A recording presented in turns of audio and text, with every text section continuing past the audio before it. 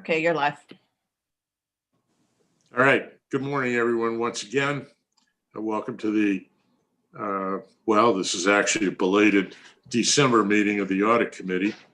It is now 8:06, and I note that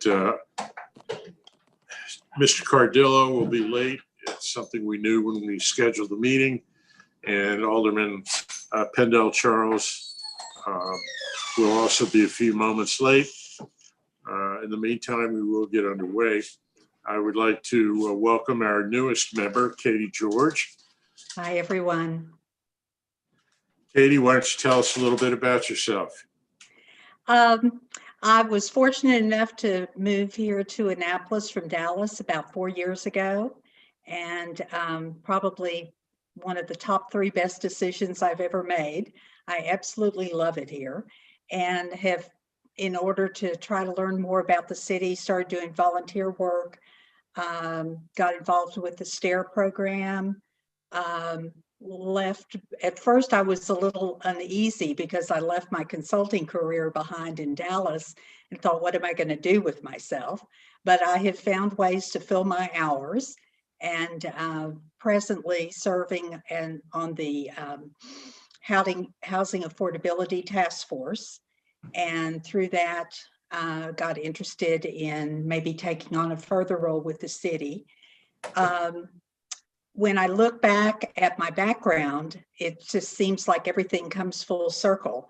And I was thinking last night how back in the late 90s, when I was with the state auditor's office in Texas, performance measures were just getting started in state government. And because we were a big state, we kind of took a lead in working on methodology and all of that. We didn't know eventually it would be called performance metrics, but actually I ended up leading a task force, and we worked out a methodology on performance measures and did training and so forth and so on. And I thought, wow, I never thought, when I left all that behind back in Austin years ago, I never thought that that would be part of my life again. And yet I hear that y'all are going to be looking at performance measures here in the city of Annapolis. So I do think things do come full circle, and I'm delighted to be part of your group. I really am. Thank you all for this opportunity. Well, welcome. I understand you will be sworn in sometime in the next couple of days. Now you have a CIA next to your name, certified That is correct. Internal auditor? That is correct. All right, good guess. Well, welcome. We can't wait to put you to work. I'm ready. All right.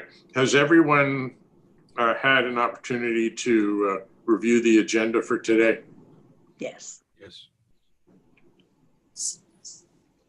All right. Do I hear any motions?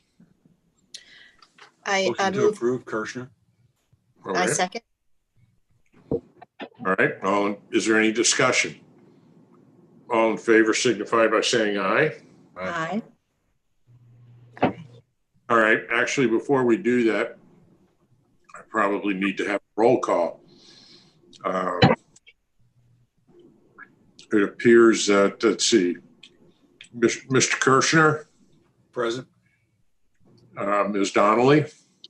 Present. Alderwoman Tierney. Present. And Alderman Payon. So we do have a quorum. Ms. George, well, for purposes of quorum, well, we already have it, so I won't, I'll avoid controversy of any. Exactly. Okay. Has anyone had the opportunity, everyone had the opportunity to review the minutes? Yes. Motion Yes. to approve, Kirshner. I second. Is there any discussion? Seeing none, all in favor signify by saying aye. Aye. Aye. Aye. There are no no's. So let the record reflect we've unanimously approved the minutes. Educational topic speakers. I decided not to have one this morning because this is a special meeting. We are meeting again in 2 weeks, and I will have a speaker at that time. Okay, under old business. The first item is the Audit Committee legislation that we have. I can update you. It has been approved by the City Rules Committee. It will be put on the City Council agenda for a vote. I don't know if it'll be at the January 11th meeting or the January 25th meeting. However, I will let the committee know when it does make it onto the agenda. There were a couple of issues at the Rules Committee. One individual who's never had anything to do with the committee had some amendments. I don't know what the cause of his special interest or his very recent interest in what we are doing. I don't know where that came from, but he seemed to think that he knew everything about what we were doing. And it was obvious to me that he didn't know anything about what we do. So I'm optimistic that we will get this passed. There may be amendments on the floor when it is set in for a vote.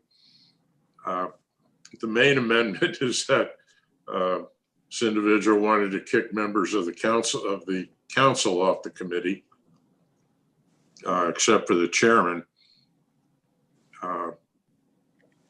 Bad idea, and I said so, and the amendments were voted down. We may have to do a little bit of work to get it passed, but I don't think it's a big deal. Having said that, the next item on the agenda, are there any questions about that? Alderwoman Tierney. Thank you. Thank you, Alderman Payon. I just wanted to just give a heads up. You had mentioned it, that there will be an amendment on the floor. I didn't want any surprises. It was Alderman Payon and I reviewed some suggestions from actually from our previous city manager, who was involved in forming the committee, et cetera, and they were I would say they were mostly clarification and a little bit of wordsmithing, and so we adopted. I mean, I revised it and submitted that as an amendment, and I'll introduce it on the floor. That just wanted to give you all a heads up. Question. Yes. How was she, what was she representing? Is she a private citizen approaching you offline, or how? Yes. Okay. And so have we gotten any other questions from the public similar to that? No. Has the public had the same opportunity? The meetings have been. As far as I know, yes. I don't know definitively the answer to that question. Ellie, can you help out on that? Well, I just want to say the meetings have been public, and you know, the whole process has been very public. So if there's been plenty of opportunity for public input. I'm just curious that everybody in the city feels like they've had the same opportunity, and you know, if we've actively solicited comments, I'm comfortable. Well, the public has the same opportunity to comment on legislation ahead of time that the former city manager has. I mean, she hasn't used any special permission, gotten any permission, doesn't need to. Okay. She can comment if she wants. Okay. Just trying to sidestep controversy. I just am curious if the public is aware that their comments would also be appreciated. Thank you. Alderman Payon. Yes. Yeah, I would just say this legislation went through the normal route that legislation goes through in the city. So there was a first reader, and then there was a public hearing for the legislation. So the public had an opportunity certainly there to make comment. And then it went to it was referred to the council committees and went through at least two rules committee meetings that I recall. I think maybe just two, but it went through 2 meetings. So, there was an opportunity there as well. So I think there was adequate opportunity for public input for this legislation. Yeah, Right. I just want to add, the amendment will be read on the floor. I can send you a draft of it, Al, as well, so. Okay, thank you. I think everybody in the committee should see it. We've all worked on this legislation. It's been going on for 1.5 years now. So take a quick look at it. Thank you. Ellie, do you have a copy of what we did by chance? I'll get it from Jacqueline in the law office. Yeah. All right, I would appreciate that.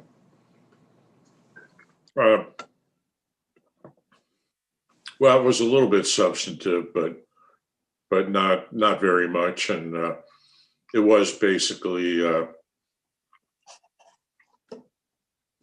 as Ellie said, wordsmithing and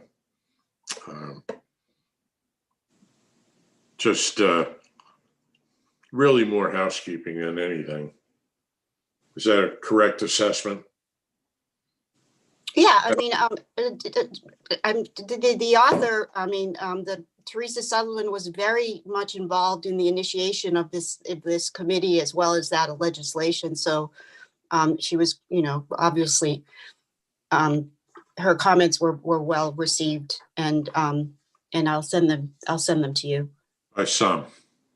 Just to clarify, my questions were about procedure, not person. So Yeah. Okay. Okay. Thank you. Yep. All right. I will let you know as soon as I get the agenda for the next meeting. I'll let you know when it's on. I guess committee members are welcome to comment if they want, but I think the 3 older people on the committee will, I'm confident will do a perfectly adequate job of expressing the committee's sentiment. I mean, yeah, the committee's sentiment to the council as a whole, and that is that we really want this thing passed. I don't anticipate any serious problems with its passage, but that isn't to say there won't be discussion. Okay. The next item on the agenda is a presentation by our finance director, Ms. Jody Dickinson. Jody, good morning. There we go. Good morning, everyone. I did finally have a chance to go through and finalize that grid that we had before that showed all of the findings and the recommendations from the audit report done by Zelenkowski. And what I did yesterday was take the grid and edit out the duplication. The way the audit report was set up, there was the regular audit report that listed all the recommendations. And then as a support to that, there was a detailed write-up of their review and processes at the end, which also repeated the recommendations. And I think some of those things got into that grid twice. And I found when I was going through and trying to make sure that all of the grid squares were filled in completely, I ended up repeating myself and saying, refer back to this one, refer back to that one. So I tried yesterday to edit out all the duplication. And I think I ended up with 21 items on the grid. 23 items on the grid. And then as I was going along, I created a list because you want to boil it down to what do we have yet to do? What tasks do we have yet to complete? And that's why I sent the second list out to you yesterday about the follow-up items. And what I'd like to do is go through the follow-up items. And then if you want to talk about any other things on the grid that I haven't covered, we can do that at the end.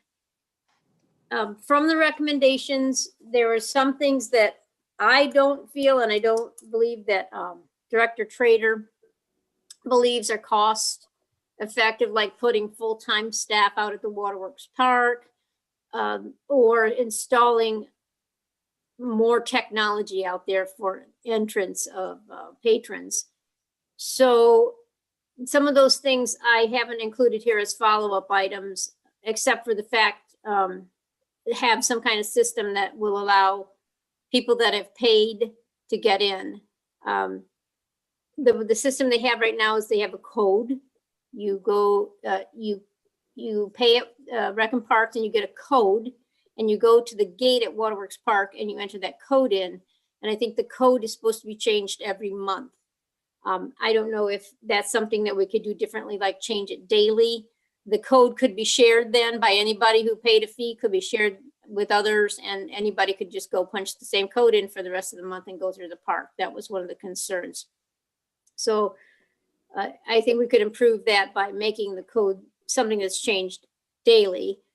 I don't know what that requires from a technology standpoint, so we'll have to talk about that with Director Trader. When on the follow-up items and how I summarize these from the grid, I would like to install a Civic Rec terminal at Stanton Center. We have one at the pool, a point of sale station that allows us to record traffic, paying customers coming into the facility at the pool and at PMRC. But we don't have one at the Stanton Center right now. And I think it would be a good addition to have one there, because they do have events there where people walk in and pay. And it's not as high a volume as we have at PMRC or the pool when it's open, but I think it would be a good idea, and it would take the money changing hands element out of the picture, and we'd be able to record those sales as people walk in, instead of having to collect the money and then take it to PMRC, or to go over to PMRC and pay and then come over to the Stanton Center to participate in whatever activity it is. We also want to make sure that there are pictures in Civic Rec for all memberships, all types of memberships, including pool memberships, and that when the staff ensure that anyone coming into its facilities show the ID and compare the name to the online pictures. They have that in place for PMRC for people coming in to use the exercise facilities, but I don't think they're using it at the pool yet. And it gets a little more complicated because the pool memberships are family memberships. Some of them are family memberships, and you can have a number of family members on each membership. So I don't know how they would handle that in Civic Rec as far as pictures are concerned. But again, if you have a family membership, you don't know who's coming through with the people that are walking in. Is it really family members, or is it somebody else that's along with them? And that one membership that's intended to cover a family is actually covering more than who's paid for the services. As a part of the review of the pool receipts, we want our office staff to compare the Civic Rec reports of attendance and the amount of fees collected and deposited. I can only assume that procedure is now in place.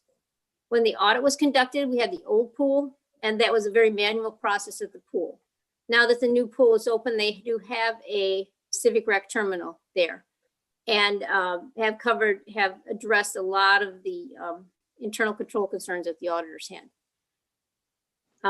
What we want then is just to make sure that they have a process in place to reconcile what they're seeing in Civic Rec as far as who came through the gate to what the receipts that have been deposited that day. One big help is going to be to finish the implementation of an online payment system. Civic Rec has an online payment system module that we can use where they could go on the internet, pay their membership, And then the payments come directly to us to finance. So that will circumvent all the handling of the payment information, the cash, the checks, the credit card payments. That would circumvent having to go through the Rec and Park staff, which would make their workload a lot lower and automate the process tremendously. And we did work on, I believe, the IT director, the former IT director, she had started this, doing some testing on this system.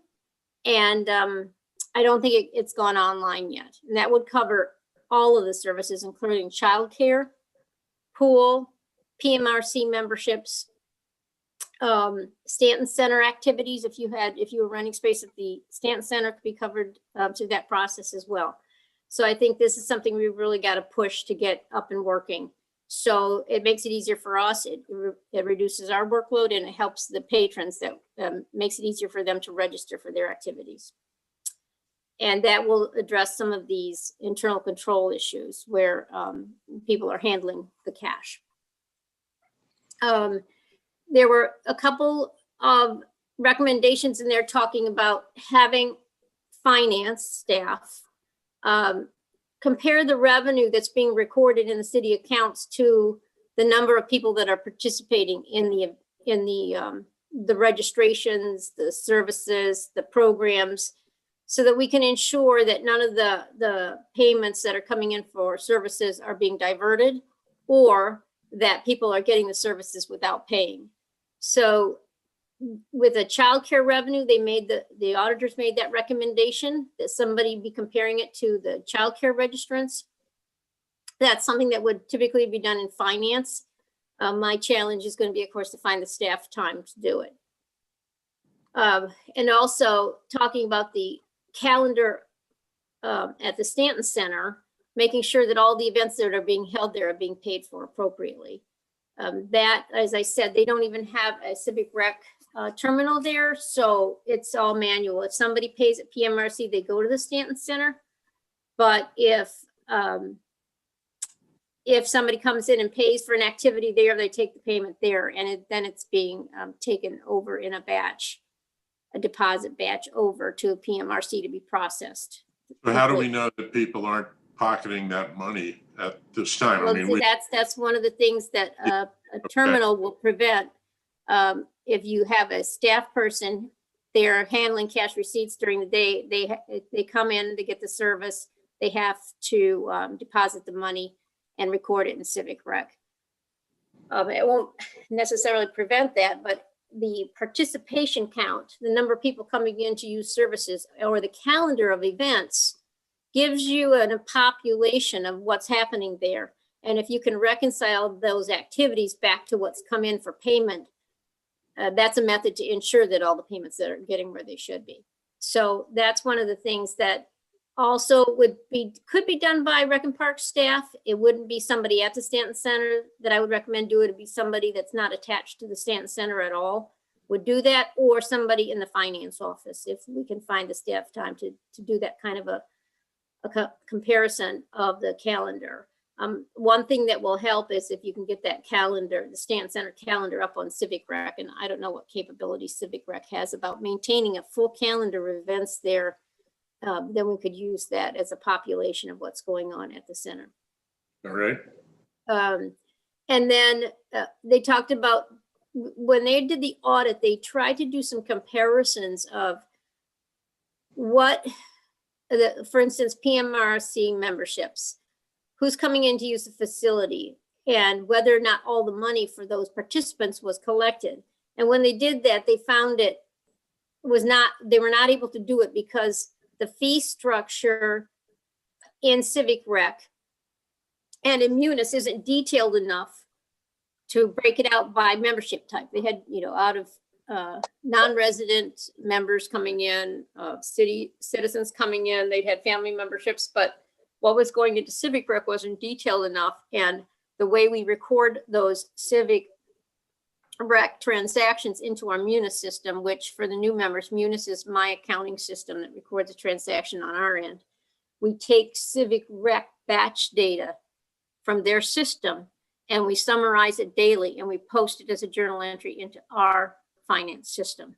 So in that process, we need, now, I'm on number 8 now in my list. We want to break out a fee structure in more detail in Civic Rec, and then mirror that breakout in Munis, so that we can reconcile the memberships, the member data and the participation data coming from Civic Rec to what actually got posted in the general ledger and into the city accounts. And we want to, in addition to that, inquire and see if we can make Civic Rec and Munis compatible, meaning if we can upload the batch data from Civic Rec and then directly deposit it, record it in Munis, would be very helpful. It'd be a time saver for us, and take some steps out of the process. They wanted to make sure that we were properly recording the voids. When somebody comes in, pays for something at PMRC, but they go back through the system because it was the wrong amount, et cetera, and they void the transaction. They didn't have enough controls wrapped around that process there. They have told me that voids are now restricted to 2 supervisory personnel.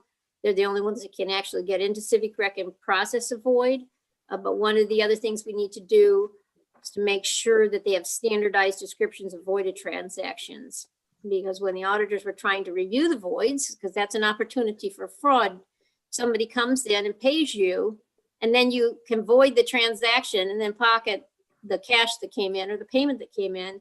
That is an internal control issue. That's why we try to limit the process of voids to supervisory personnel or to a supervisory personnel review process, and then create descriptions of the voids so that you can go back and review them later in a report.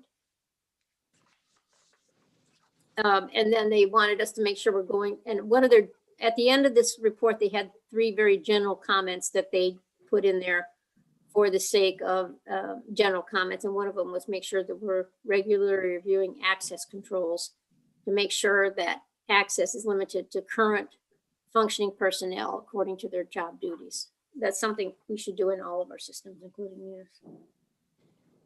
So that's the end of my list. Like I said, that's a summary of what I found on the matrix as I was going through it yesterday and editing it down to its basic, what I think are the basic All right. recommendations. Question. When do you expect these changes to come into effect? I mean, some of them are quite concerning, even though they don't involve a ton of money. At least they're concerning to me. Well, it's going to take an effort with myself and Director Trader and the staff there to figure out what can be done. And IT is heavily involved in most of these steps to see how we can, what happens if you put a Civic Rec terminal at the Stanton Center? Do they have to have more staff there to man that terminal? Because that person isn't going to be able to leave their station and go somewhere else and do something else. If somebody comes in to use the center, they're going to have to be there at the cashier station. So that's something we have to talk about. How feasible is this and what does it require? So the follow-up of these items is going to require regular meetings with the department personnel and us to make sure we can do these and how quickly we can do them and what they're going to cost. As you know, right now, we're in a little bit of a budget crisis. So these are things that we'll have to look at very carefully and decide if it's going to cost more money and how long we think it'll take to get these up and running. All right, some of these things seem like they're pretty basic to me. And, I think I can talk to you about this offline. And Well, some of them are very basic, like getting everybody's pictures into the system. Like I said, I don't know how the system would handle family memberships if there's room to house more than one picture for a membership. And that can be done over time. It can't be done quickly. It's going to have to be a process for them as they get members in and they realize they don't have pictures on file. Then they're going to have to put them in there. It's a process, but it takes time. And they would be better to tell you rather than I what their time limits are on this and how much time and effort that's going to take. Kirshner with a question for the city manager, please. Yes, Mr. Kirshner. To the city manager, sir, who has the lead on the resolution of these action items? The finance director has the lead, but what we'll do is we'll get a meeting together of the three main players, the three departments that have the responsibility. So that's IT, Rec and Park, and Finance, and put together a plan of action with milestones for completing these. Some of these, as Alderman Payon said, I think we can probably do pretty quickly. Some of them are going to require additional resources, which is going to be difficult at this time, but we'll get that together so that we'll have an idea. Since Director Dickinson just boiled everything down to these specific action items, we can now put some milestones against it with a plan to implement and report back on that to the committee. I'm just a little surprised. I mean, there's a lot of detail here that really goes down into the department level. And has the director been heavily involved in this, or? I mean, we've got 11 items here. Was the director involved in boiling these down to 11? So if you're talking about Director Trader, he has been involved. You'll recall at the last meeting he reported on the Rec and Park items, so he's been involved. IT's been involved to some degree, but we'll be much more involved going forward with these recommendations, and clearly Director Dickinson's been involved as well. Okay, I'm just wasn't clear why finance would be giving this briefing when it seems like it's a department. So Mr. Kirshner, if you remember, the first person to fill in the grid information was Director Trader, right? And that was put forth to you, I think, in an October meeting where we talked about it. But the committee had commented that a lot of the comments weren't clear, weren't specific. And what I've been doing, both, I did some of it in November and then yesterday, trying to make sure the language was clear as to what we could and couldn't do and why we agreed or disagreed, and kind of pull it all together. That's something that should have been done right at the beginning. And that October version of that matrix was not fully developed. And so now I feel like it is, and we have whittled out some of the duplications that were shown in the audit report. So this is my going through and kind of narrowing it down to the main points that I believe are feasible that we can do to improve the controls. So it's kind of been a process that you've been watching. Yeah, no, I'd just like to see it put back in his wheelhouse and let him. Well, but some of it's in my wheelhouse too. So I can't, and IT has to be instrumental in some of this stuff too. So I'm going back to the October responses because they left room for improvement, and the fact that you helped shouldn't be viewed as a shift in responsibility. Okay. Thank you. First of all, Jim and Rhonda, welcome. Happy New Year to both of you. You're actually both here earlier than I thought you'd be. Thank you for being here, Jim, particularly. I wasn't expecting you till 9 o'clock. Good morning. I apologize that I'm late. No, you called. You let us. The job that pays comes first. I have to second that. Thank you. Good morning, and I apologize for my lateness. I guess I jumped in to the discussion kind of midway through, and I just had one question for either the city manager or finance director. With regards to the recommendations that were made, is there anything in here that may be applicable to another department? I'm trying to look for some sort of value that is added to the work that Zelenkowski did to say, well, look, they noticed that this occurred during Rec and Parks. Is there something here that we can take and apply this to another department or another function of city financial operations? In my opinion, it's very difficult to make it comparable. We have other service delivery departments such as transportation that process their own receipts. So that's one that comes to mind. They've got their own software, their own equipment that's handling the cash receipts. And they're providing service to the public, and the public pays them and that kind of thing. So that's very comparable. I haven't yet reviewed the controls there in detail to see if they have the same kind of issues that we have here. I know they don't have as much foot traffic coming in as they would at PMRC or the pool on a daily basis to go into their facilities, but they are purchasing bus passes and those kind of things. So it's possible, but they have their own software, their own cash receipt processing equipment that makes it very different. It would be hard to find commonalities here. I mean, the basic overriding control rules that you follow when processing cash receipts are going to be similar, but because their systems are very different, I think I'm not sure that a lot of this would be applicable to the department specifically. We may find some of the same overriding issues, but it would all be individual to their software and their equipment.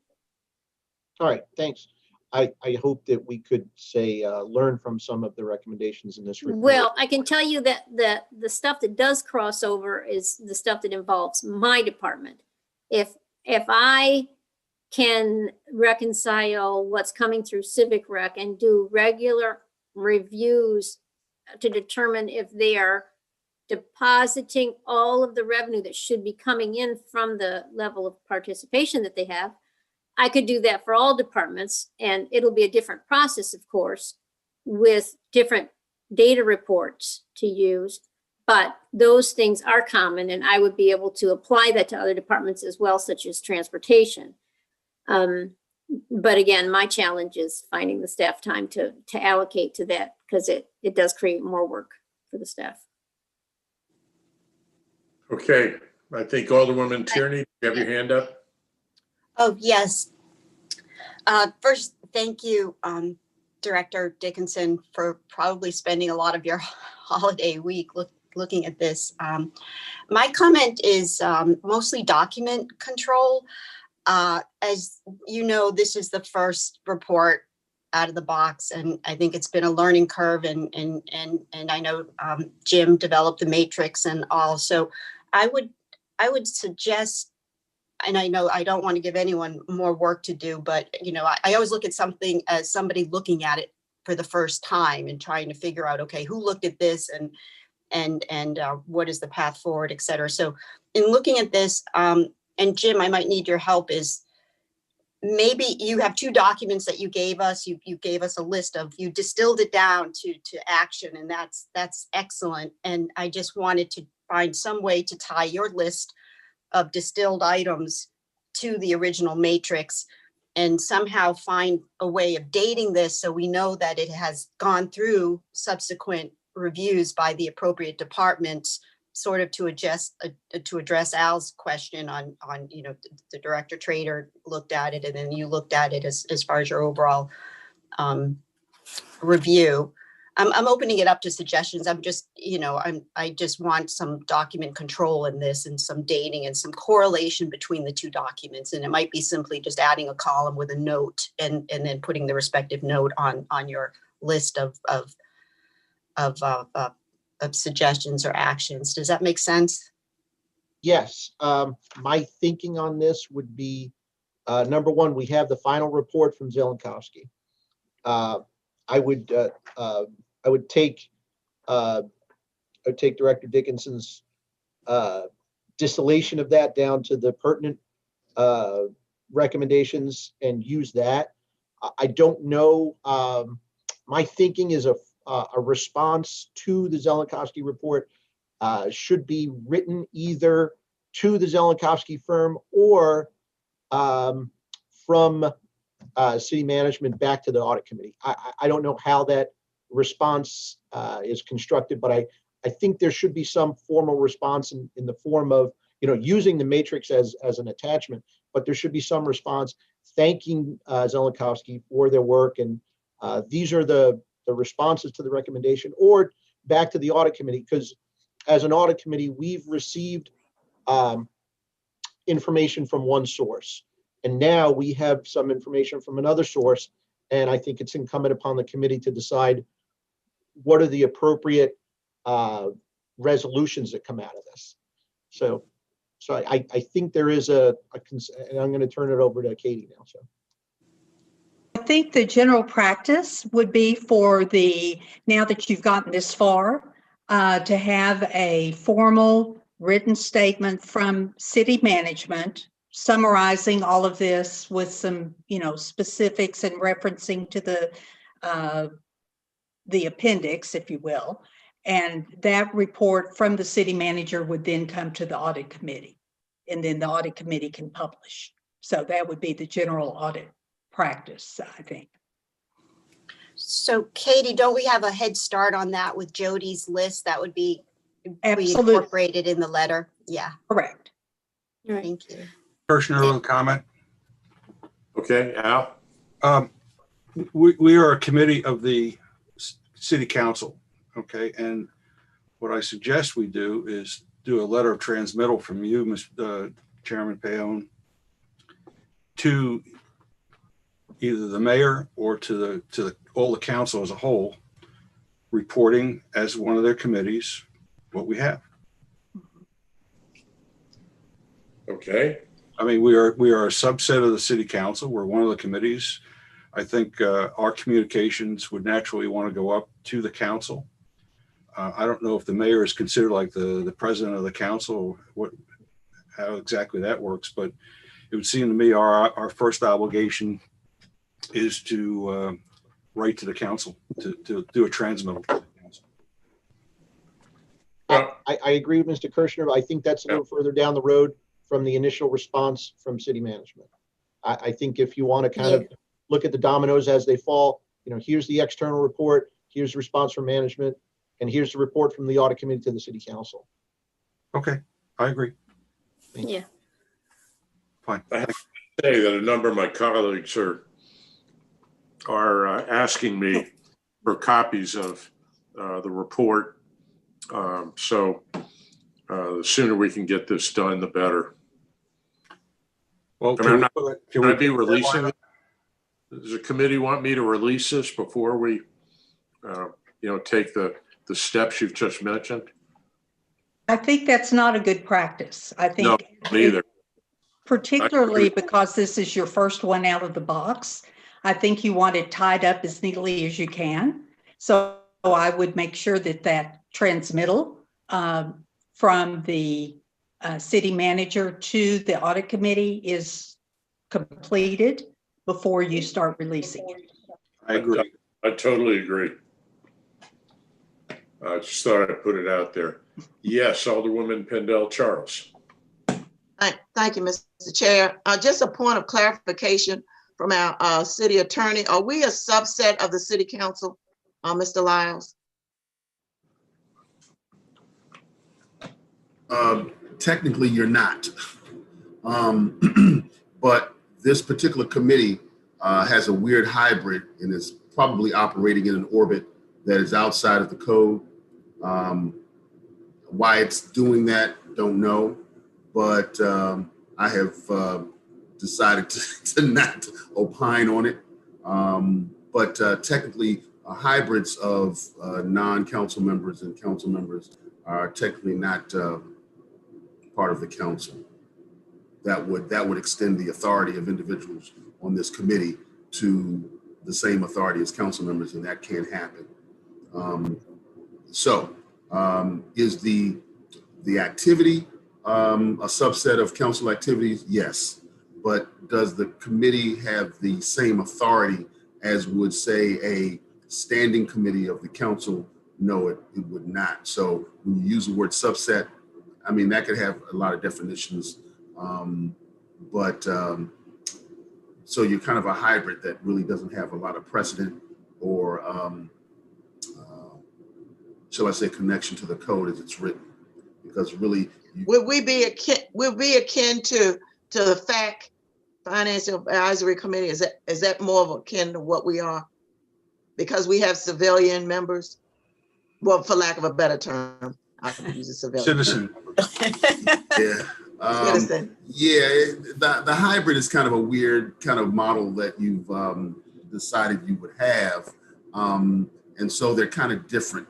You can call it whatever you want to call it, but we know that the standing committees are comprised of city council members, right?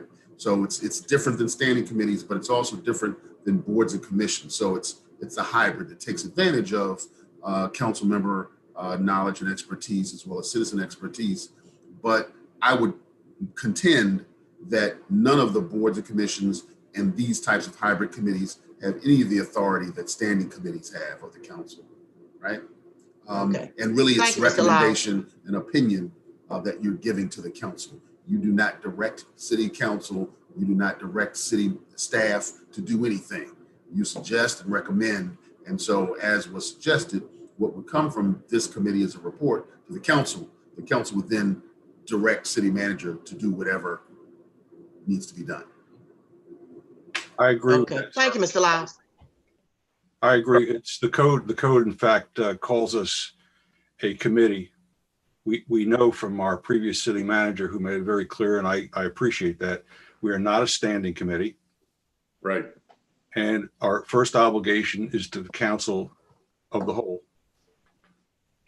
We are one of their committees. I understand everything you said about powers, and we are not in a regulatory posture of any kind, but I think our first obligation is to speak to the council. The council should decide what they want and send it to the city manager as you suggested, and the city manager will respond to the council. So I concur. Okay. Are there any other questions, any other discussion? Thank you very much, Ms. Dickinson. Alderman Payon? Yes. Yeah, question. I just need clarification because it sounds like we kind of came full circle on this discussion. So initially we were talking about a letter from city management to the audit committee, and then the audit committee would send something on to the full council. Are we changing from that and saying that the audit committee is going to send something to the council and the council will then send something to me to ask that we provide information on these recommendations? Where do we leave this? Because we're certainly prepared to put together a response and send it either to the full council or to the committee with our recommendations, but just need to understand what the audit committee is looking for. All right, Mr. City Attorney. Yeah, I think I have it clear. Basically what the audit committee wants is a full rehash of all of the activities, which includes what came from the departments, what the city manager is going to do about the Department of Finance is included in that.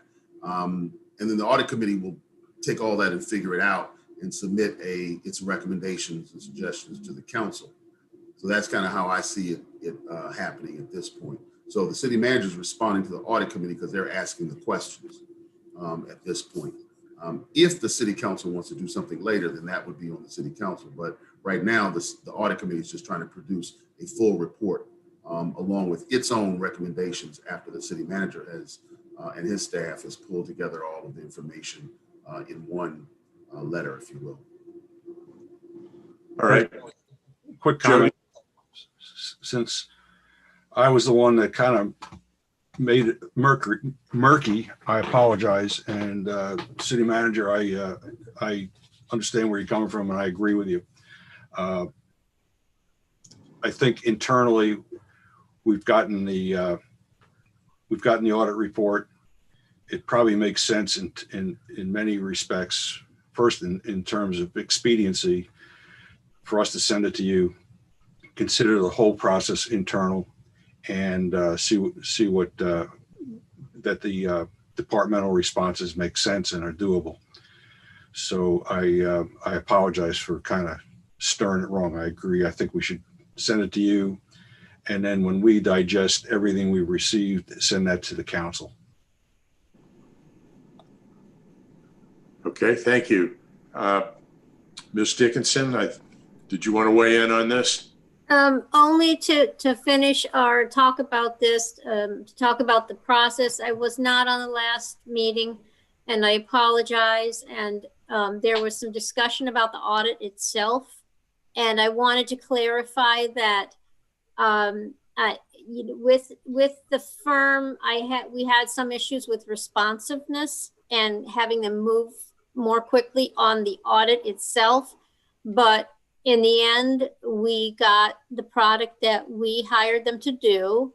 We had to have them go back and look at one of their objectives that was not addressed in their initial audit, which they did and delivered to us. Now, in the last meeting, it was talked about there are some things in those findings that are not, there were a couple things that were not valid in that they said they needed to have a camera at the PMRC, which they say they do, that it's aimed at the cashier, that the cashier can be seen and they can zoom in on anything going on at the station. So, and that they keep those recordings for a month. So I feel like that's adequate. I don't know what the process was when they finished up at Rec and Parks, if they sat down with them and went over here, everything we're going to put in this report.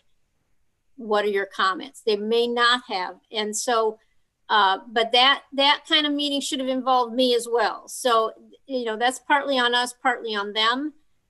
They did bring this report to the full audit committee in draft form at one point and go over all of their findings with you. And both myself and Director Trader was there at the time. So that would have been the time to say, hey, this isn't right. This shouldn't be in there. Why is this in here? That would have been the time that we would have done that. So I think the whole process was a little messy.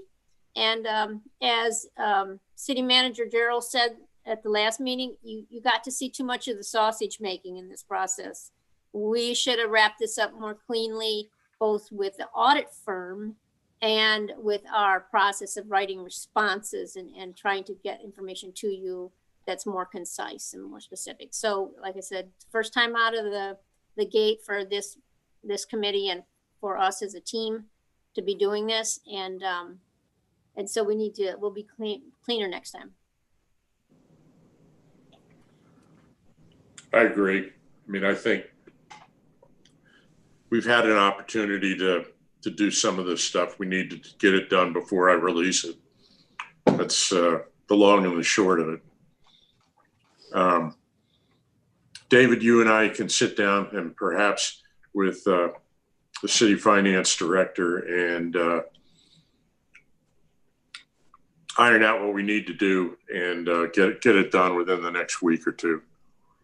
I mean, this thing's been sitting around for quite some time, and we need to put it in the rear view mirror as soon as possible, along with of course, the advices that they have given us. I think it's important to move on and get this to the council. A number of people on the council want to know. I mean, we spent $26,000 or $28,000 of the city's money, and they'd like to see what we got for it. Yeah, and I agree. I think I would like to take that next step though and meet with the three departments and put together a plan of action of how we're going to address all these with some milestone dates. I hate to leave everything wide open the way it is right now. So if you would indulge us with a little bit of time so we can have that meeting and put together some milestones for resolving these, I think it would be a more complete report. Happy to.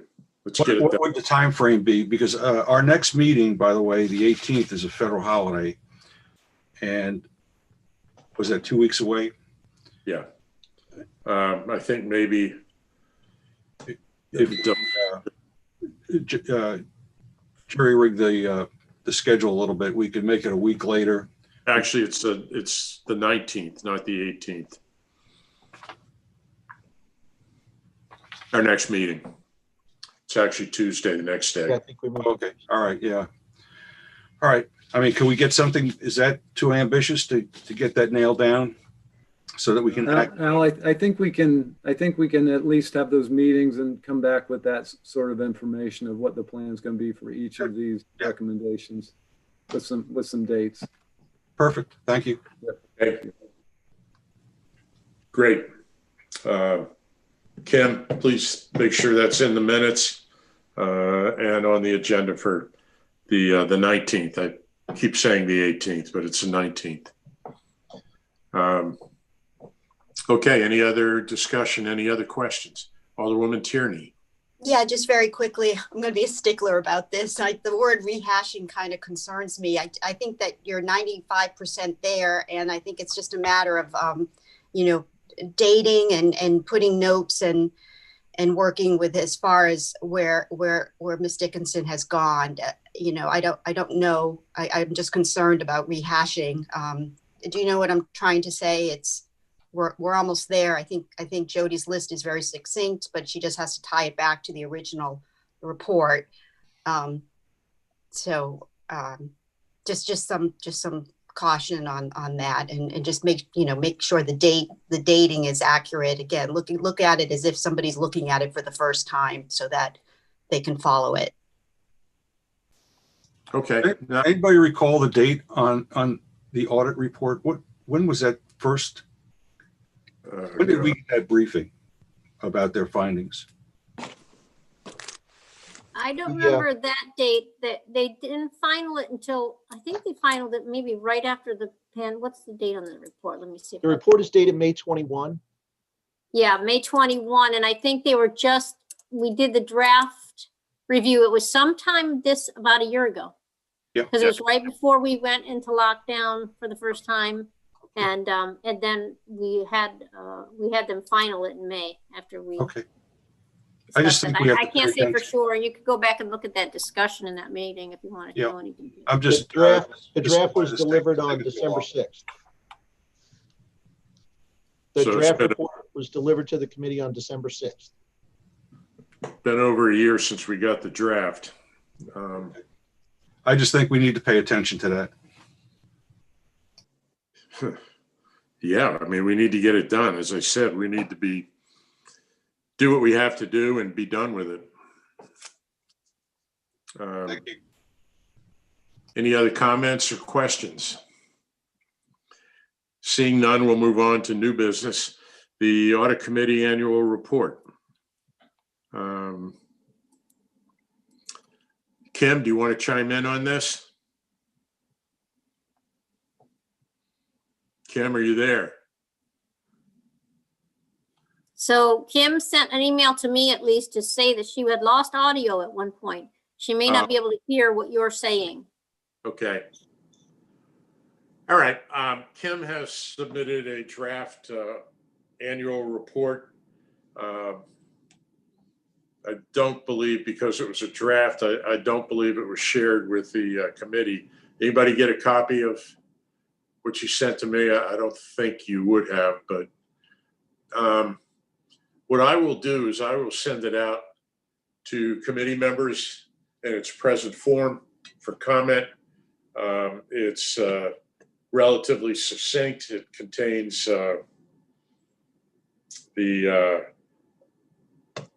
it just sums up what we did for during 2020, accomplishments, things we still have to do. There is, of course, the attendance sheet, which is we're required to put in. It's not a lengthy report, but there may be some things that we want to add or subtract. And I think before I submit it, the committee ought to have an opportunity to take a shot at it. I think it's very well done, and I thank him for that. We do have to have it in relatively quickly, so I will ask that it be put on the agenda again for 2 weeks from now. And in the meantime, I'll send it out to members of the committee just for your review and comment. You may not have any comments, that's fine. Or your comment may be, go ahead and submit it. But it's relatively well done, and from what I can tell, and I just want to make sure you know what's in the annual report, and have the opportunity to put your own comments in there if you think that's appropriate. Any questions? Any discussion? Okay, seeing none, we'll move on to Audit Committee projects and activities, the point paper that Mr. Kirschner gave to me, and I promised it would be part of our agenda for the last couple of meetings. Here we are.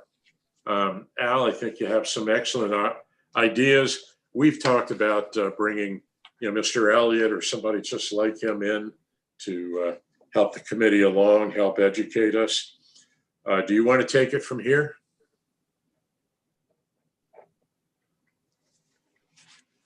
Yes, gladly.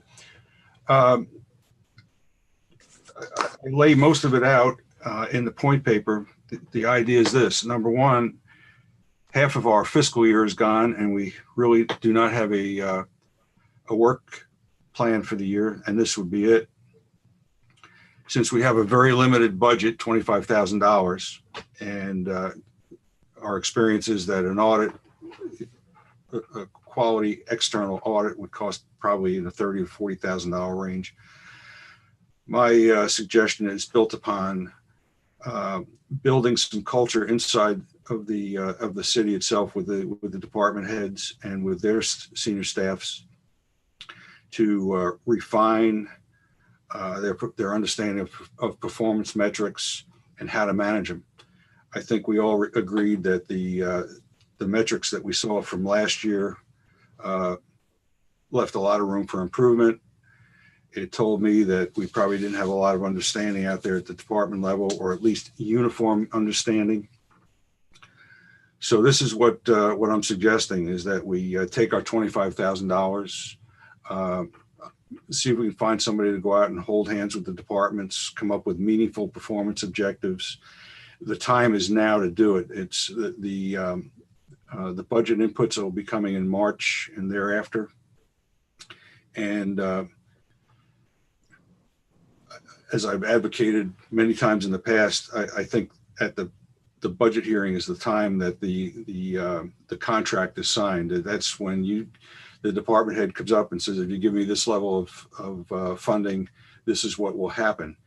And we need to lock that in. We need to formalize that and institutionalize that, so that 6 months into the fiscal year, we have an idea if programs are on track and going to deliver the results that were promised. So again, the performance metrics are very, very important. This is why we're here, and I'd like to see us get on with it. There's an attachment which asks, I think, all of the very, very fundamental questions. What's the program title? What's the objectives? What's the outcome or result? Tell us about how you're doing it. Who's in charge? What are the benefits? When are they going to be realized? Plan of action and milestones. Some idea of the costs and how they will be evaluated. And are there alternatives? And the only one that I wanted to add to that attachment, I think somewhere along the line we need to, when people come forward and request funding, is to cite where in the city code they have authority to do what they are proposing. I think that's a big, big thing. I'm assuming everybody read this. If there are any questions, please fire them at me right now, please. Alderwoman Pendell Charles. Thank you, Mr. Chair. Mr. Kirschner, my question is, are you suggesting, and I apologize, I have not had an opportunity to read it. Are you suggesting that someone from the outside, in your words, hold the hands of our city employees on the inside to proceed with what you have recommended here? Well, maybe holding hands might offend you, but it was clear to me, and I think clear to others, that the performance metrics put forth that we saw in that spreadsheet, first of all, were not uniform, and second of all, varied in quality. And in my discussions, I've suggested that we get some help for them and bring everybody in step to a higher, more sophisticated level of performance metrics. Well, it's for training. That's Are what you suggesting that Mr. Gerald and his assistant, city manager, Ms. Farrell, are not capable of proceeding with your recommendations when it comes to the performance metrics? No, I don't know. Let's not make a big deal of this. I'm just trying to get some training for the department heads and their senior staffs. If And you for have a the better way to- Okay, I'm all for training. I'm all for training. Okay, That's, I mean, that's if, just my, I didn't want anybody left to be misunderstanding what was being said. all right, Yeah. well, Thank you. read the point paper, give me a call offline, and I'll walk you through it. Okay, thank you. It's not for anything but training, and it's training for us too. And I think we could I'm all probably for all training. use- and I think that's what Al meant by holding hands. I think it was just a colloquial term, not meant to demean anybody or anything. It was just bring somebody in to teach department heads what exactly they should be including in this, and frankly, to train us as to what we ought to be looking for also when we review the metrics and review the results at the end of the year. Correct. Thank you, Mr. Chair, and thank you, Mr. Kirshner, for that clarification. I appreciate that. You're Thank you. welcome. Yes, Ms. George. Thank you, Mr. Chair. I guess my only question, just to be clear, we're not talking about expending any of those funds for auditing the performance measures. Is that correct? This paper does acknowledges that we don't have enough money to do an audit. Okay. And Okay, good. we would be lucky to get somebody to come in and work with the departments on refining and improving their performance metrics. If we could do that for $25,000, I think that would be a whopping success. Okay. Does everybody have I a copy can- of the point paper? Everybody Yes. have a copy? Yes. Okay. My Good, concern was that if the point paper would be a scope of work for auditing, that we would not get what we had hoped. No But way. if the dollars are to be spent for training, then I can see some value there. Training and assistance, right? I think we have a good deal of leeway what we spend as to what we spend the money on. An audit was probably what we had in mind initially 8 or 9 months ago when we were going through what our budget would be. But for $25,000, you don't get much of an audit for most of our departments. We could probably do, 1 or 2 of the really smaller departments, but that would be about it. And as chairman, I think I have the responsibility of deciding what we're going to use it on, of course, in consultation with the committee. And I think this is right in line with a very legitimate purpose and helpful purpose. So, City Manager Gerald. Thank you.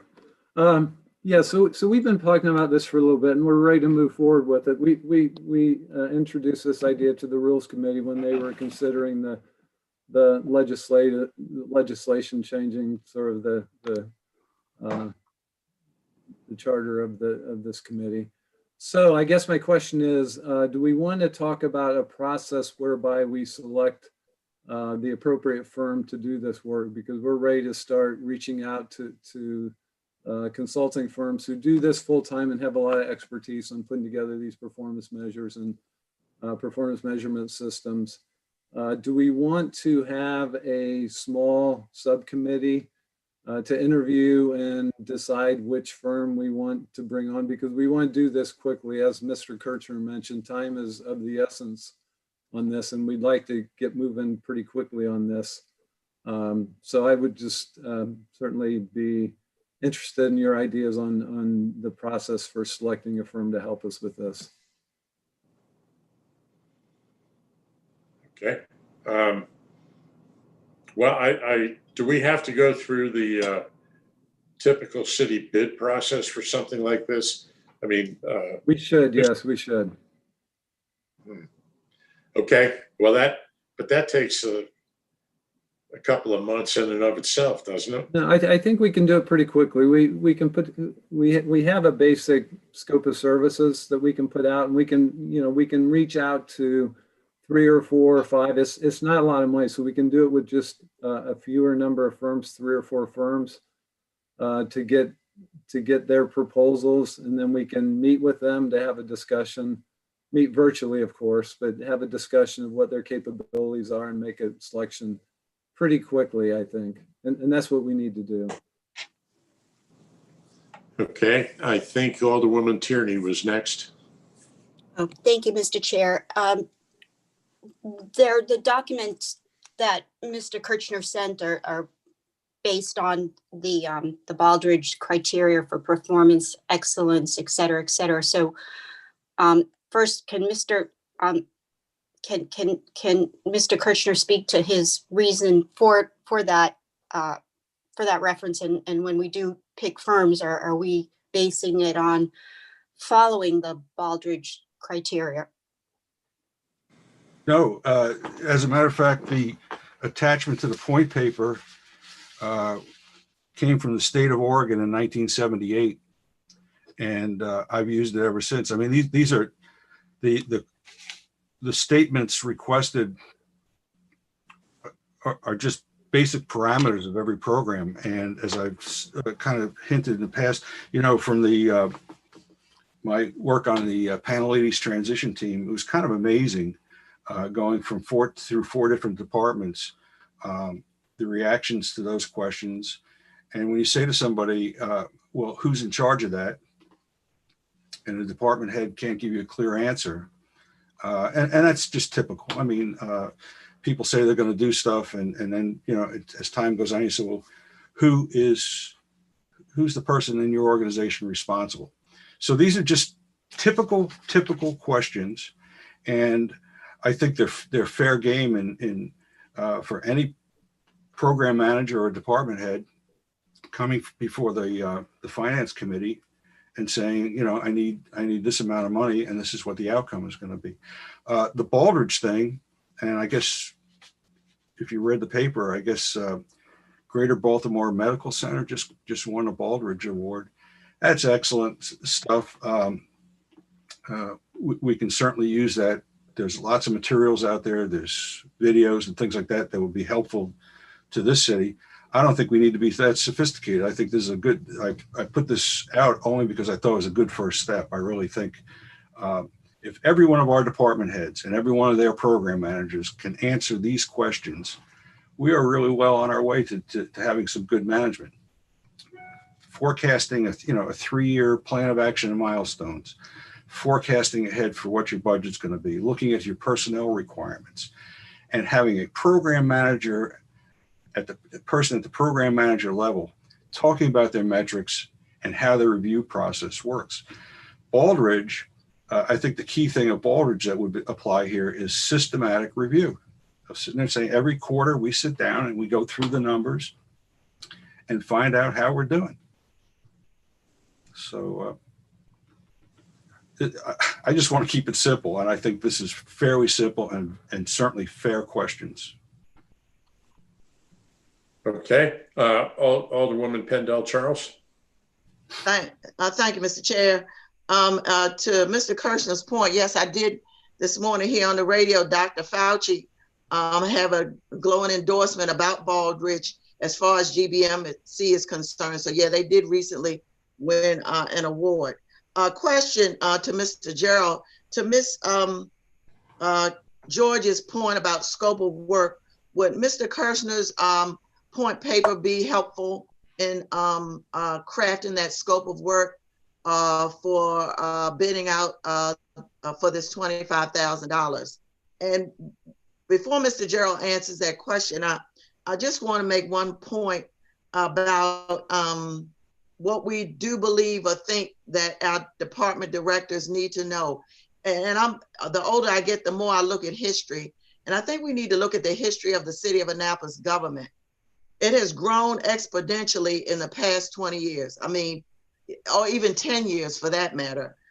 We're doing a lot of things now that we didn't do before.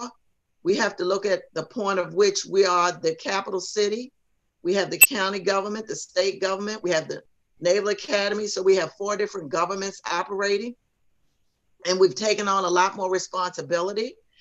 Speaking with my lawyer hat on, we have to look at, from a city attorney's point of view, always the issue of liability, what concerning anything that we do.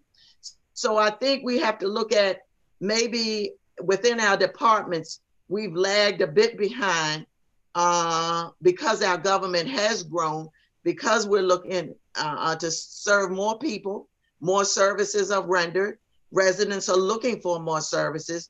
So we need to maybe, for lack of a better term, play a little catch up.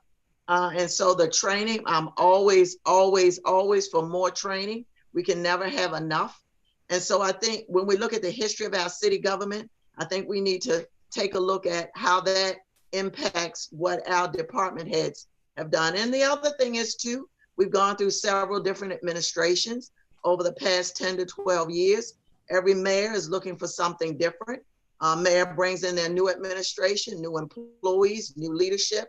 That all takes time to grasp. And so when you put all of that, as my mother-in-law from Texas and Louisiana used to say, it's a gumbo. And so we got a lot on our plates.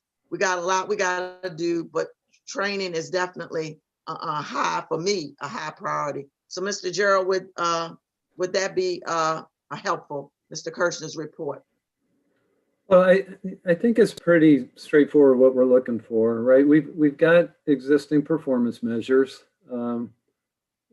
They could use some improvement. So I think that the main thrust is to train the departments and review the current performance measures to make them more consistent and to improve them.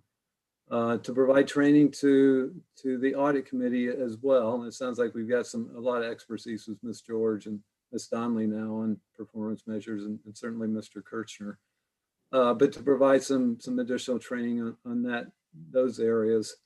I think one of the real fundamental problems that we have is that our mission, vision, and guiding principles were sort of loosely defined back in about 2012 and never really adopted by the council. And those are so fundamental in the performance measures that without those being very clearly defined, it's a struggle. You're setting up performance measures without those overall mission, vision, and guiding principles. So I think we, at some point, want to work with the council, the full council as well, to make sure that the ones we have from 2012 are the ones that the council agrees to and then buys into all of those. And then that gives us a lot, it gives us the path that we need to follow for these performance measures. So there's a lot of work to be done, but I think that we need to do we need to work with the departments to look at their performance measures that they have now and improve them and provide training on what the measures mean and how you collect the data that's going to be reflective of the performance. Work with this committee and then maybe work with the full council on mission, vision, and guiding principles. Thank you, Mr. Gerald. And I want to add one comment. I mean, I'm looking at who we have on our audit committee, from Mr. Cardillo to Mr. Kirshner to our new members, Ms. Donnelly and Ms. George. And certainly it's a stellar group that we can certainly look toward for training, but also for guidance on this committee. This is not necessarily my bailiwick, so I'm intrigued and excited about the membership that we have. So thank you very much. Okay, any other discussion? All right. Person here.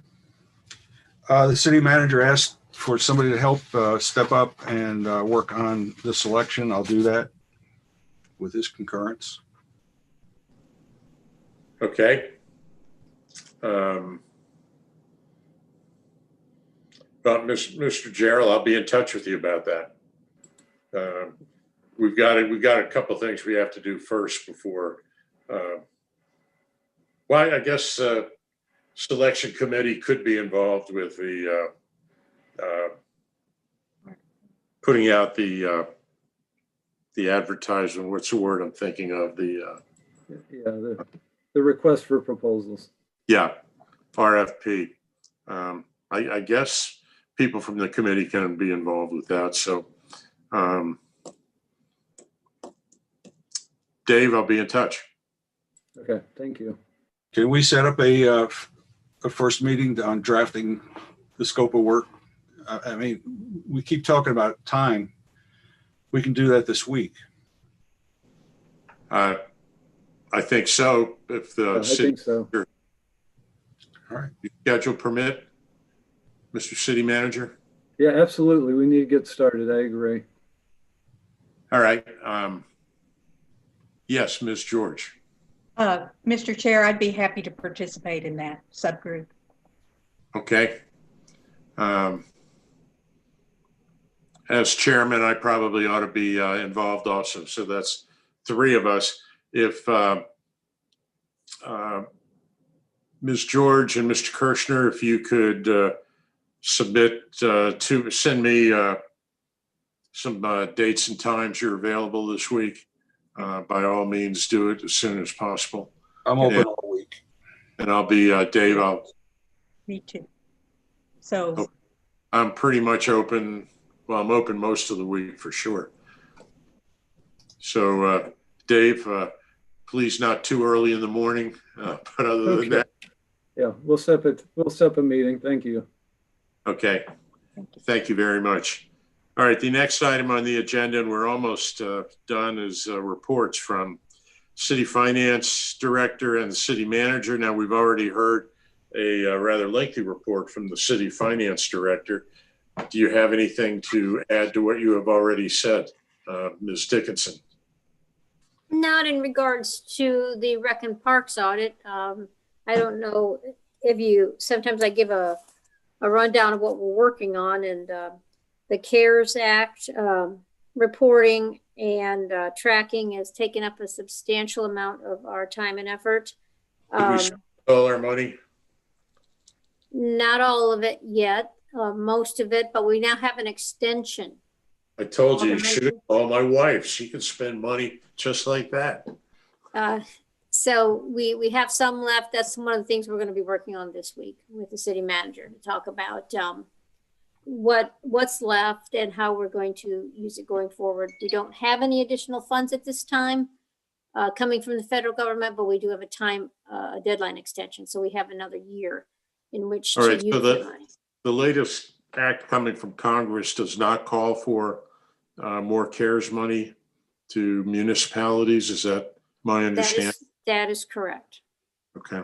There might be some transportation monies, but we don't know how that's going to impact us or whether that's going to. Oh yeah, the assistant city manager was going to chime in there. She may know more about specifics about the bill.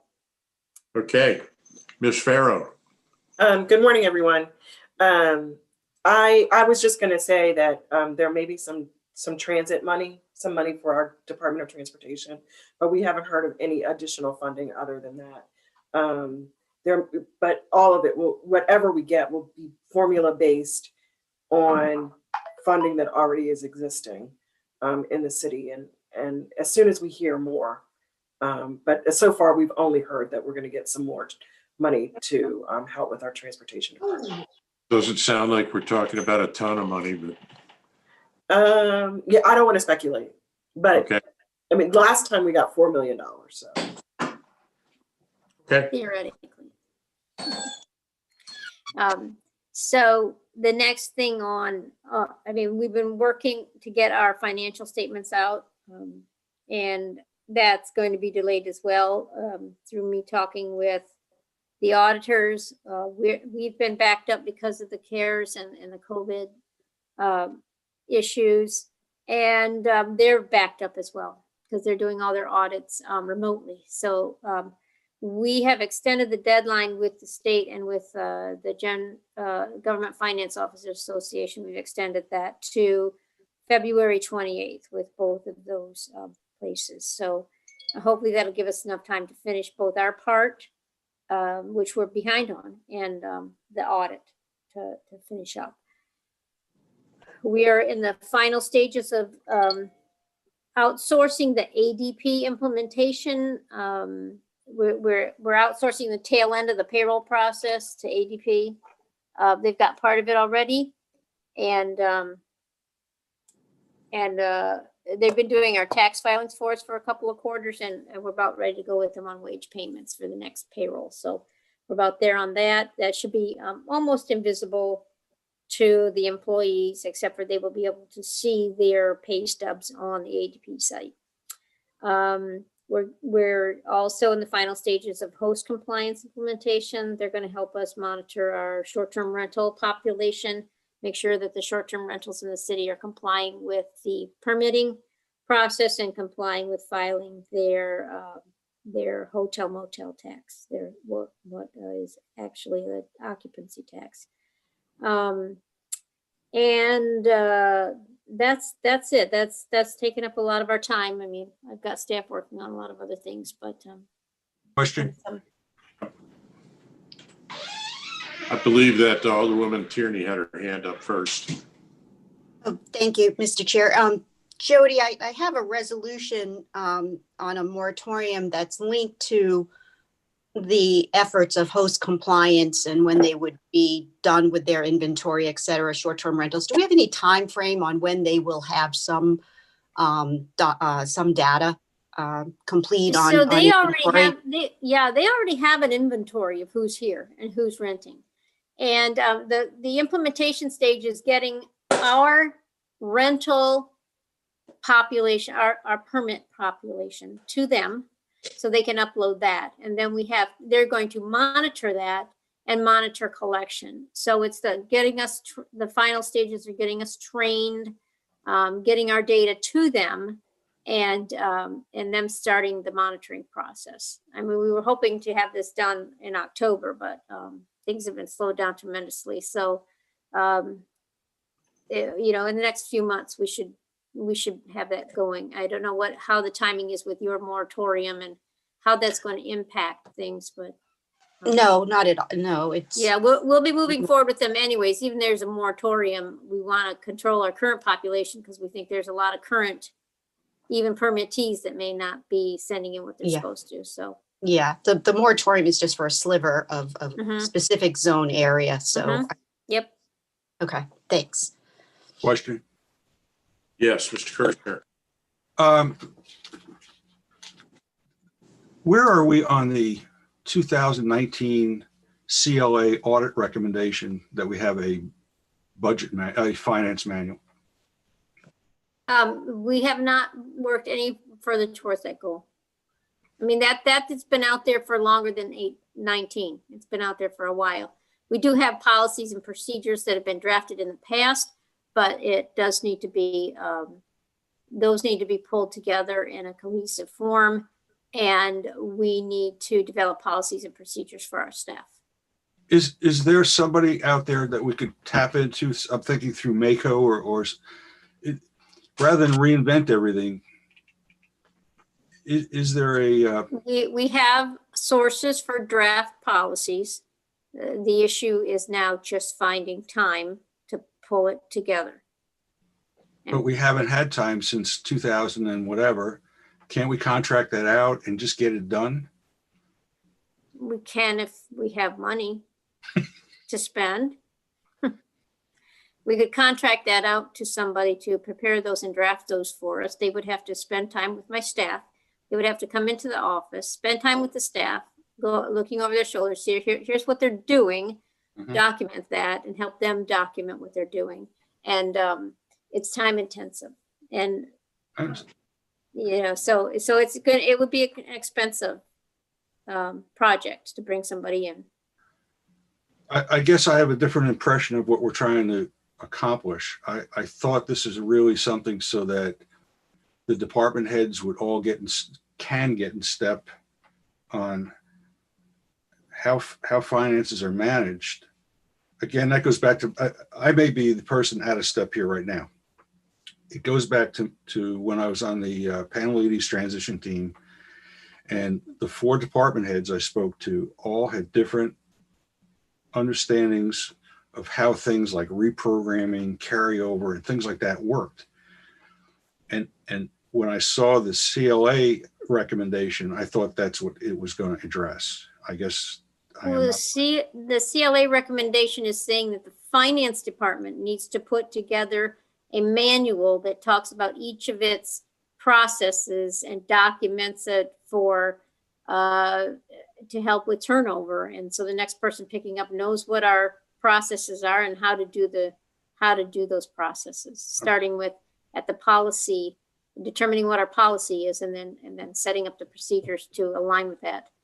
To align with that policy. Now we have policies set that have been drafted. Some of them are good. Some of them I would like to edit.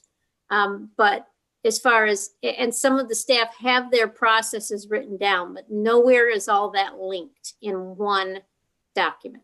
Mhm. And it's important, and it's a very time consuming process Okay. if you're going to do it right. One of the things that organizations I've worked for in the past pay attention to is reprogramming. And, you go to Congress, you say you need $10 million to do thus and such. And then a month later, you take half of that and send it somewhere else. And my impression, largely from working with the fire department and the transition team, is that there's a lot of reprogramming that goes on. And I'm wondering if that's monitored. Do we have any idea? So when you say reprogramming, are you talking about taking the appropriation authority from one department and moving it to another department? No, internally. Internally within the department? Yes. So whenever we process a budget change, whether within the department or between departments, we have a process, and those dollar amounts and who has to approve those transfers is set up in our procedures and in the code. And I can do them up to a certain very limited way. And then the city manager has additional authority to transfer funds. And then if it's large enough, it comes to the finance committee and then through the council. Okay. So those are all set up, and that's how we do it. I don't arbitrarily do anything. Yeah, I understand. I mean, Most of the requests come from the department themselves to be able to use money from one account and transfer it to another account. Exactly. That's what I'm concerned about. I mean, my conversations, and I realize this goes back a number of years, 9 years, I guess, 8 years, about how that process works. There was, it may not be that there's something wrong with the process. It's just not deployed with full understanding of the department heads. Again, I'm talking 9 years ago, so I may be out of step. I think you'll find that it's very standardized now, and most of, at least all the department heads that I work with, know what the process is if they want to have additional spending authority, or if they want to move funding around. They have to go through Katie Conley, who is our budget analyst, and start the process there. And we have standardized forms we're using, and they go through the approval process. Okay. I mean, are there limits? For instance, if the threshold, say, is $50,000, and that, let's just, for argument's sake, say that is something that could happen at your level, and you approve my request for $50,000 shift in my budget expenditures from one program to another, and that's all legit, can I come back to you a week later and ask for another $50,000? And then does that accumulate to a point to a tipping point where it gets higher level attention? So I'll just say that your threshold of $50,000 greatly overstates my authority. So I can't move money among budget categories at all. I can only move it within a budget category, like from one supplies account to another supplies account.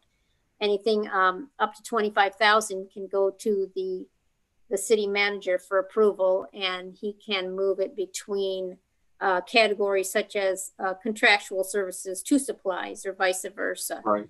Only up to 25,000. Everything else needs some level of scrutiny above that. So guys, we're on overtime. Yeah. We've got to wrap this up. And I think we're kind of getting off on a tangent here. Okay. So we are being very regular. No department is overusing their authority to request things like that. I haven't had that problem. If somebody keeps asking me to move money, I would be telling them they need to do it less frequently. Okay. Thank you. Moving on quickly, Dave, Mr. City Manager, do you have anything you would like to report to us briefly?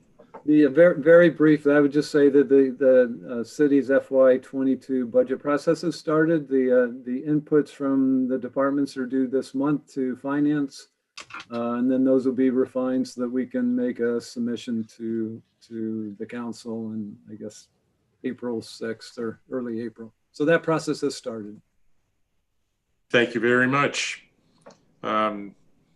We will be meeting again on January the 19th at 8 o'clock, and I will try not to go over the 9:30 informal time limit that we've set. Does anybody have anything for the good of the order? Yes. Yes. Just a couple quick questions. Have you know if letters have been sent to Mr. Littman and Ms. Mussuk acknowledging their work on the committee and thanking him for it? To Mr. Littman, yes. To Ms. Mussuk, no. Are we going to do that? Take care of that. Okay. The other thing that I would like to see put onto the agenda for the next meeting is that we formally vote to go back to the monthly schedule so that we're not playing this, special meetings all the time. Is that something that can be done? I thought we had done that. We certainly can do that and will do that. This was merely a postponement of the December meeting. We had a council meeting that night that I think we knew was going to run a little bit late, and it did. And there were also a number of other things that people on the committee had that would have made the December 21st meeting, well, not the optimum date. And that's the only reason why we've done this. I believe it's the first time in the history of the commission, albeit a brief history, that we've, the committee, that we have changed a date, but there'll be few and far between. Are we on a monthly schedule again? Yes. All righty. I just want to make sure that. Correct me if, we can't. Jim Cardillo, no. We can't talk to Kim. Would you like me to comment for Kim? Yeah, sure.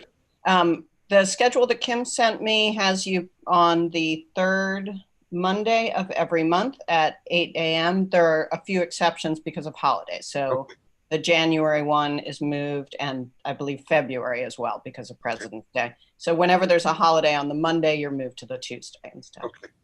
And my last question is, we have a civic activist here in Eastport who I avoid at all costs, who, when he does see me, and it's been twice, he wants to know if an anonymous fraud, waste, and abuse complaint is appealed, how if there's going to be like a web page that would talk about the resolution of that complaint. How do we do that? Somebody sends us something anonymously. Obviously, we can't reply directly to that person. But is there any way we do it on a web page and say somebody complained that city vehicles are taken home when they shouldn't be, or whatever they want? Well, it's part of the minutes of our meeting, which are open to the public. But I guess you have to try, if you're a member of the public, to find the minutes. That's all that we have right now. Okay. We only had one that came down to any sort of a decision, I think, and yeah, I mean, I'll work on that.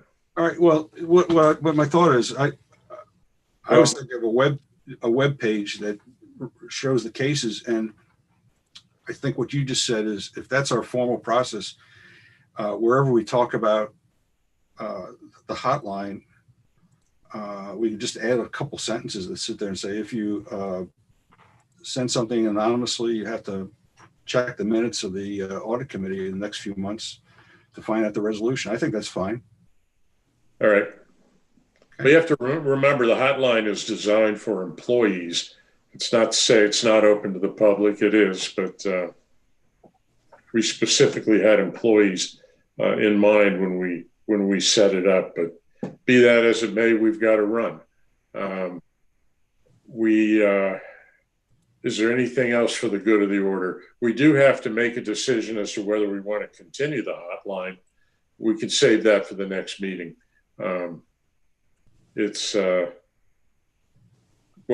We'll save that discussion for the 19th to whatever.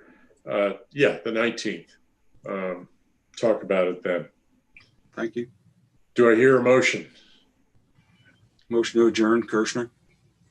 Okay. Second. Is there any discussion? Seeing none, all in favor signify by saying aye. Aye. Aye. Aye. Welcome, And Katie. Thank you. if there's anyone that's nay, you can sit here all you want, but the rest of us